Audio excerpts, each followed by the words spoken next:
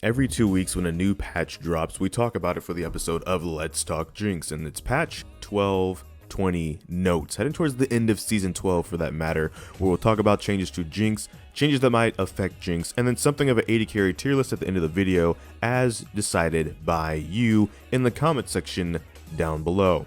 So of course there's some spoopy skins coming, which we'll talk about a little bit too, because that might affect champions you'll see in the game in general, but there are no direct changes to Jinx this patch. There was last patch though, so make sure to check out the last episode of this if you are interested in that.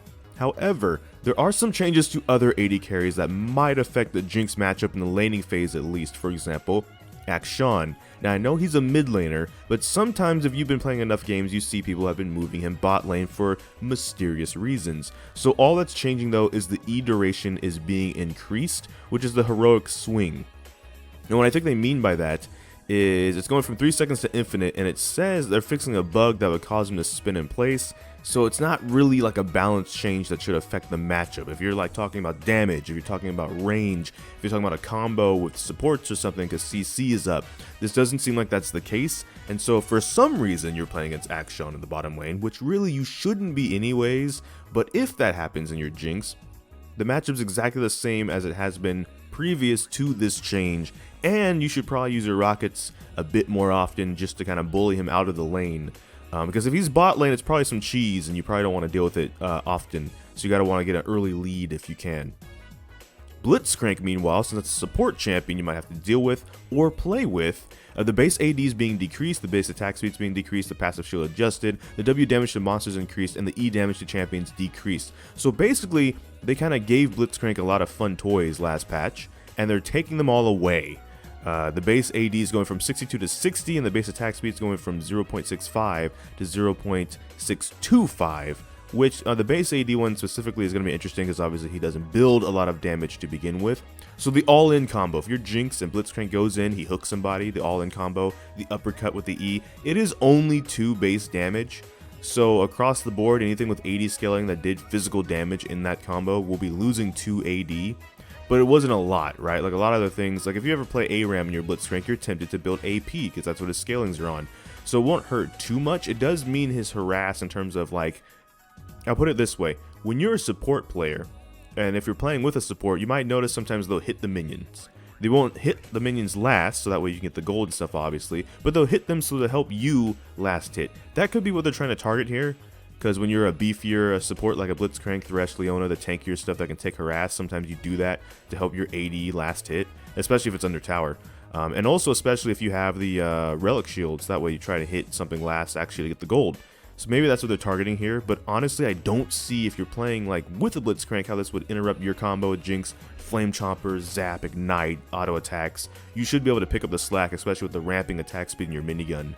Blitzcrank, meanwhile, if you're playing against this too, it's like I think you're probably still dead if you get hooked by him and he has the right AD carry with him.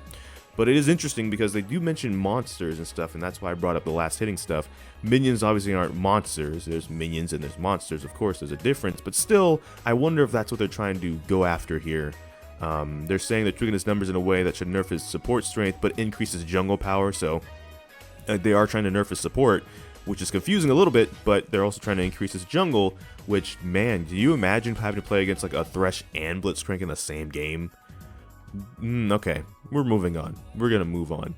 Let's see. That might actually be all the changes, because none of these are really supports, and none of these are really other AD carries you have to play against. Like maybe honorable mention is Ziggs, because the Q base damage is being increased. So if you see a mage bot lane meta return, Ziggs will probably be at the forefront, and it's because his Q damage, his poke ability is going to be there.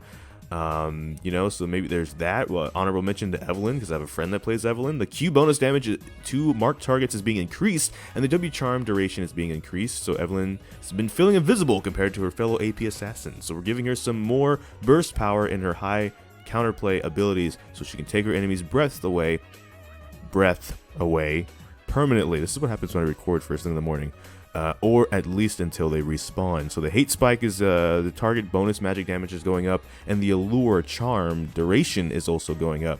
Now you're not going to be playing against Evelyn bot lane, let alone against Jinx, or as Jinx I should say, or even with Jinx. But I don't know, maybe some people do some cheese out there and they play like Evelyn support with a Jinx, or vice versa. They make Jinx the support, surprise, with the flame chompers, and then I guess there you go. But like, honestly, there wasn't a ton of changes champion-wise that would affect Jinx, so we're going to keep scrolling. Demonic Embrace. Not something that should affect playing as Jinx, because you don't build this item. Playing against this, meaning as, let's say, the enemy mid laner was like a Swain or something, right? The health is going down, actually, to 350. The ability power is going up to 70. And the burn rate damage per tick is going from 1% max health to 0.8% maximum health. So the ability power is going up, so that'll probably counterbalance the burn damage going down by 0.2%. But if you're playing against this, like I said, a Swain or something, they're going to be a little squishier. So you're probably going to want to prioritize building your crit as fast as possible on Jinx, because squishier targets cannot withstand crit as much. Meanwhile, Frozen Heart is something you might play against as Jinx, because you are literally what tanks want to tank. The cost is going up by 200 gold, the combined cost is going up by 200 gold, the armor is going up by 90, and the rock solid reduction is going from 7 plus 3.5 per 100 health to 5 plus 3.5 per 100 health. So basically what they're doing is they're giving flat increased stats at the beginning, while the passive stuff tends to fall off a little bit to kind of counterbalance that a little, which can make a little bit of sense. Frozen Heart used to be like one of the best armor items against auto attackers because it slows you. So this might be annoying if you're Jinx. Watch out for this, because people might be building this more often with the rest of their armor builds, especially if your team lacks AP damage and the enemy has a tank that can just build armor for free. However, the counterpoint to that is Mortal Reminder's getting some changes. Now that is an item Jinx does tend to build, if not Last Whisper, when dealing with healing and or tanks. Depends on which one you're going against is the one you build. So the cost is going up by 100. The attack damage is being increased by a full 10 though, but the attack speed is being lowered by 20. Jinx will offset this a little bit, of course, because Jinx has the ramping attack speed built into her minigun. Other AD carries might suffer from this a little bit more, but Jinx actually the least, which is kind of nice. And of course the attack damage going up is going to feel a little bit nice, because all of the AD items really that like marksmen like to build have crit in them at this point. So the more damage you have, the more your crits are going to do basically generally, right? That's just kind of how math works. I know it wasn't my best strong suit, that would be the Suede, but still, that's how math works. So any AD is kind of nice. It's like a low-key 1080 buff for Jinx if you have to build this item in the game, you know, so there you go. Lethal Tempo, the bonus auto attack range, 50 for melee champions, 70 for ranged champions. Now it's 50 for melee and for ranged champions. Oh, okay, well, it's a good thing we're going back to fleet footwork and not lethal tempo anymore, huh? Darn, okay. Behavioral system, so I'm going to mention this really quick because they kind of put a ninja change in there. Zero tolerance language will now be detected live and in-game. When detected, these messages will not be sent to other players. An offending player will be system muted and all players will be notified. That's a ninja change they snuck in. This could be its own video. Basically, if someone is kind of being horrible in the chat and it gets detected, their messages will no longer be sent to other players in the team chat, and they will be system muted, and all players will be notified that they've been muted. And that's kind of nice, actually. They're actually tackling toxicity in their whole, like I said, this is going to be its own video possibly, but I just want to mention that in case I don't make that video because I'm lazy. So with that being said, Jinx changes and AD carry changes are kind of light on this patch. The only other thing I can think of is skins. Bewitching Batnivia, Bewitching Senna, Bewitching Cassiopeia, Bewitching Nico, Bewitching LeBlanc.